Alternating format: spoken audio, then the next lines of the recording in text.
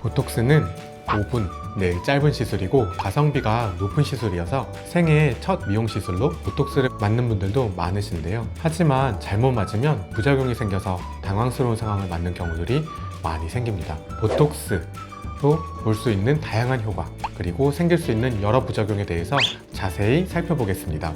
그리고 보톡스를 맞은 후 효과를 높이기 위해 주의해야 할 점, 그리고 보톡스 내성도 같이 알아보도록 하겠습니다.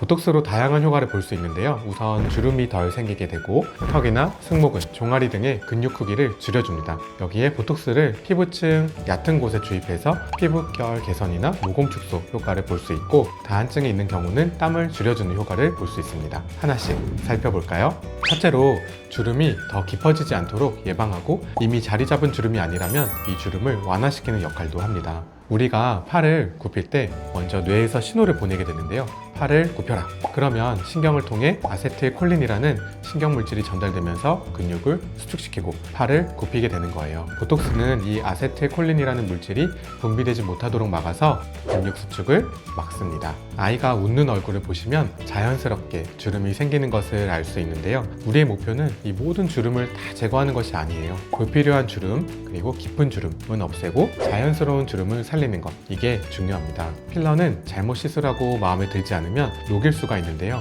하지만 보톡스는 해결할 수 있는 방법이 없어요. 3개월에서 4개월 이상을 어색한 표정으로 불편하게 지내야 할 수도 있고, 보톡스 시술 이후 눈이 잘 떠지지 않는 경우들도 생각보다 많이 보셨을 텐데요. 따라서 정교하고 섬세하게 꼭 필요한 부위에 맞아야 합니다. 또 하나의 효과는 자연스러운 주름이 아닌 불필요한 주름, 그리고 깊은 주름이 지는 것을 예방하는 거예요. 이미 생긴 흔적들을 없애는 것도 필요하지만 미리 대비하고 예방하는 것이 더 중요합니다. 실제로 턱, 관짝은, 승모근, 종아리 등 큰 근육에 주입해서 근육을 작아지게 하는 효과가 있습니다. 이 턱과 관자놀이 근육의 크기를 줄여서 얼굴을 좀 더 달걀형으로 보이도록 하고, 긴장성 두통이 있는 경우에는 두통도 줄일 수가 있고요. 어깨나 종아리가 자주 뭉치는 분이 보톡스를 맞으면 통증이 줄어듭니다. 승모근에 맞으면 승모근을 줄여서 목이 길어 보이게, 그리고 어깨를 일자로 보이게 하는 효과도 있어요. 셋째로 스킨 보톡스로 많이 알려져 있죠. 주사로 약물을 피부 얕은 층, 진피층에 주입해서 피부결을 개선하고 모공을 수축시키는 효과를 볼 수 있고요. 마지막으로는 손이나 발, 겨드랑이 등에 땀이 많은 분들이 있잖아요. 다한증이 있는 부위에 땀을 억제하는 효과가 있습니다. 그럼 다음으로는 보톡스 부작용에 대해서 알아볼게요. 이마에 맞는 경우 눈이 무겁거나 처지는 경우들이 있는데요. 눈을 뜰 때 눈꺼풀 올림근이라고 이 근육을 사용하는데, 이 근육은 얇고 힘이 약해서 나이가 들면서 이마 근육을 같이 사용하는 경우들이 많아요. 이마를 마비시키니 이 근육만으로는 눈을 뜨기가 힘들어서 반쯤 처지거나 눈이 무거워지는 거죠. 안검하수 있는 분들은 보톡스를 이마에 맞지 않는 게 좋고, 이마를 많이 쓰시는 분 같으면 눈썹 2cm 위로 놓거나, 근육이 여러 갈래로 되어 있는데 이 한 군데 집중시키지 않고 여러 군데 소량씩 퍼뜨려서 맞으면 이런 부작용이 덜 생기도록 할 수 있습니다. 이마에 보톡스를 맞고 사무라이 눈썹이라고 눈썹 끝이 이렇게 올라가는 경우들도 있는데요. 안 올라가도록 시술하지만 간혹 그런 경우가 생기는 경우들이 있기는 해요. 그럴 때는 한 포인트씩 추가로 맞으면 일주일 내로 돌아오게 됩니다. 눈가 보톡스를 맞고 인상이 사나워지는 경우가 있는데요. 눈가의 시술 시에는 좀 더 자연스럽게 시술하는 것이 좋습니다. 턱 보톡스를 맞고 얼굴이 패였다고 하는 분들도 있는데요. 볼이 패인 분들은 경험이 많은 선생님한테 조심해서 시술을 받는 것이 좋습니다. 보톡스 효과를 높일 수 있는 주의사항에 대해서 알아보도록 하겠습니다. 보톡스 시술 후에 목욕탕, 사우나는 한 2-3일 정도는 피하는 것이 좋아요. 이 보톡스가 열에 의해 손상될까봐 가면 안 된다 는 것은 아니고요. 65도부터 보톡스가 변성이 되고 85도씨에서 5분간 있으면 보톡스 성분이 없어진다고 되어 있는데, 우리 체온은 한 36도, 37도 이렇잖아요.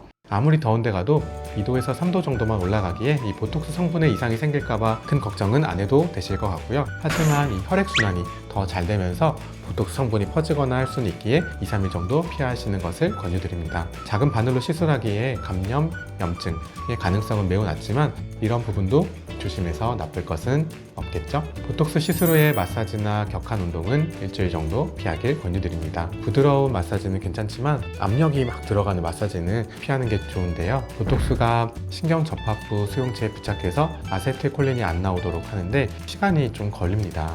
따라서 이동하는 자극을 덜 주는 게 좋습니다. 사각턱 보톡스 시술 후에 딱딱한 음식이나 질긴 음식은 피하는 것이 좋고요. 자, 그러면 자주 물어보시는 질문들 몇 가지만 같이 보도록 하겠습니다. 보톡스를 왜 여러 군데 놓아요? 라고 물어보시는데 근육은 여러 갈래로 나뉘어져 있어서 한 부위에 넣으면 다 퍼지지가 않아요. 따라서 한 부위에 많은 양을 넣기보다는 원하는 부위에 여러 군데 소량씩 넣으면 더 자연스럽게 좋은 효과를 볼 수 있습니다. 보톡스 시술 간격은 보톡스에 대한 연구들을 보면 조금씩 차이가 있지만 지속 기간이 평균 15주 정도로 되어 있어요. 근육을 많이 쓰는 정도에 따라서 다른데 4개월에서 6개월 간격으로 맞는 것을 권유드립니다. 주름 보톡스의 경우 인상을 쓰면서 주름이 과도하게 잡히는 습관이 교정되고 턱 근육의 경우 꾸준히 보톡스를 맞다 보면 근육이 덜 커지게 되는데 이럴 때는 기간을 조금씩 늘리거나 맞는 양을 조금씩 줄여도 괜찮습니다. 마지막으로 보톡스 내성에 대해서 알아보겠습니다. 항체가 생기는 경우 보톡스의 내성이 생겼다고 하는데요. 한국에 유통되는 제품들은 보톡스 타입 A를 사용하게 돼요. 내성이 생긴 경우 보톡스 타입 B처럼 다른 종류를 사용해야 하는데 현재 한국에서는 시판되지 않고 있어요. 연구상 내성이 생긴 후에 시간이 지나면 항체가 줄어드는 것으로 발표가 되었고 약 2년에서 5년 정도가 지나면 다시 효과를 볼 가능성이 높습니다. 처음부터 제오민 같은 제품을 사용하시면 제오민은 항원 단백질을 떨어뜨린 보톡스인데 내성이 생길 가능성을 최소화할 수 있습니다. 오늘은 보톡스에 대해서 자세히 살펴보았는데 유익한 내용으로 찾아뵙겠습니다.